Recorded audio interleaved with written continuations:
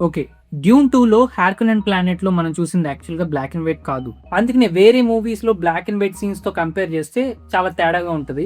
మీకు డిఫరెన్స్ బాగా అర్థం అవ్వాలి అంటే స్కిన్ టెక్స్చర్ గమనించండి. 'డ్యూన్ 2లో ఆ బ్లాక్ అండ్ వైట్ సీన్స్‌లో స్కిన్ చాలా మార్బుల్ లాగా అనిపిస్తది. అది ఎడిటింగ్ వల్ల కాదు, మేకప్ అస్సలు కాదు. ఆ డిఫరెన్స్ ఏంటో ఎక్స్‌ప్లెయిన్ చేస్తాను. బై ద వే ఇలాంటి ఇంట్రెస్టింగ్ హాలీవుడ్ కంటెంట్ మన ఛానల్‌లో చేస్తా. మీరు ఇంకా సబ్స్క్రైబ్ అవ్వకపోతే సబ్స్క్రైబ్ అయిపోండి. 'హార్కనెన్ ప్లానెట్' ఉన్న సోలార్ సిస్టమ్‌లో బ్లాక్ సన్ ఉంటాడు. ఆ సన్ నుండి ఒక డిఫరెంట్ కైండ్ ఆఫ్ లైట్ వస్తుంది, లేదా డిఫరెంట్ కైండ్ ఆఫ్ రేడియేషన్ కూడా అనొచ్చు. ఆ డిఫరెన్స్ మనకు చూపించడానికి వీళ్ళు just black and white camera use చేయకుండా, లేదా నార్మల్ గా షూట్ చేసేసి బ్లాక్ అండ్ వైట్ లో ఎడిట్ చేసేయకుండా ఇలాంటి లేజీ ట్రిక్స్ ఏం యూస్ చేయలేదు.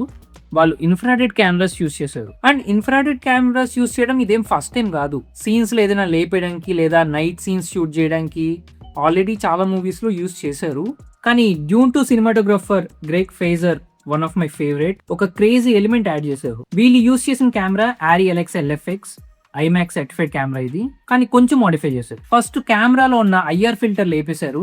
బేసిక్ గా ఇది ఇన్ఫ్రారెడ్ బ్లాక్ చేస్తుంది, వీళ్ళకి బ్లాక్ చేయకూడదు కాబట్టి లేపేశారు ఫస్ట్. నెక్స్ట్ ఒక కొత్త ఫిల్టర్ యాడ్ చేశారు.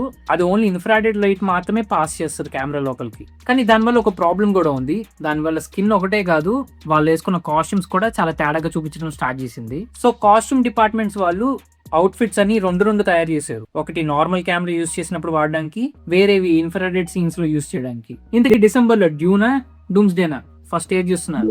కమెంట్స్ లో చెప్పండి.